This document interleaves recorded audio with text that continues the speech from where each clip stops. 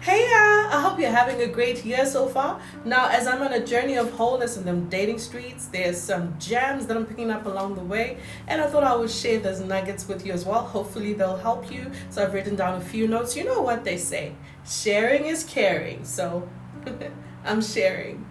Now, what I've actually learned this week is you need to seek wholeness before dating because pain, trauma, or a wound that is not healed will manifest itself somehow. For example, a trigger can cause one to misinterpret conflict, which causes that pain or that trauma, that wound that was not healed to resurface somehow. For example, someone might overreact to something that seems to be minor to the next person. Someone might overreact over a missed call or over a word, a spoken word, because they're responding to a trigger.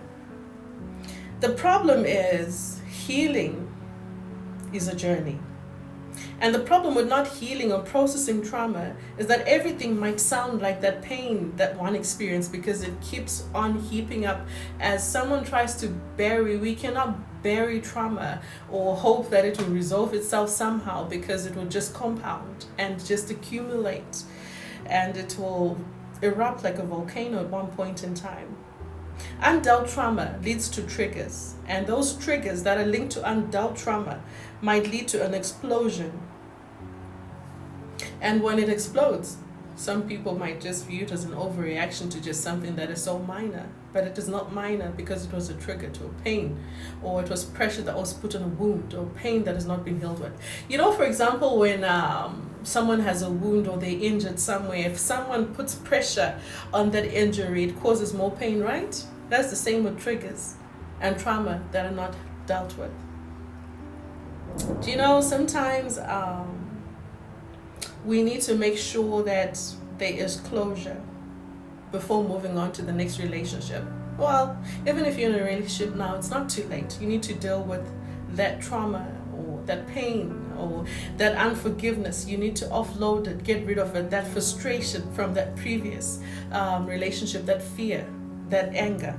Offload it so that you stop self-sabotaging or going into those cycles of pain time and again in each and every relationship. And also, one mistake that I've actually picked up that I've realized that was an aha moment for me is at times we tend to build either an ideal man or ideal woman or an ideal partner out of 1, 2, 3, 4, 5 past relationships. You know, it could be something the first girlfriend did, or a first boyfriend did, or the first kiss, or taking 1 or 2 elements from each relationship, from past 2 or 3 relationships, and then trying to build them into the ideal person in the next relationship. And that is not fair, because once we do that, we get angry at the next person for not meeting an unspoken expectation. So we need to offload any clutter. We need to deal with any past pain, any wounds.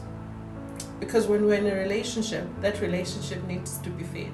So it's up to us to decide, what are you going to feed the next relationship? Are you going to feed peace? Are you going to feed it with pain? Are you going to feed it with wholeness? Offload that clutter of pain, of frustration. You know, for example, you know how it is when you're moving houses, how we then tend to realize that most of the times, consciously and unconsciously, we accumulate a lot of clutter, and we only realize it when we want to put some order and we're picking things away. So anything that we have consciously, unconsciously along the way picked up as clutter, that pain, that hurt, that unforgiveness, what that person did that we haven't dealt with, that we haven't had closure with, somehow it will resurface in the next relationship. So deal with it. Peace out.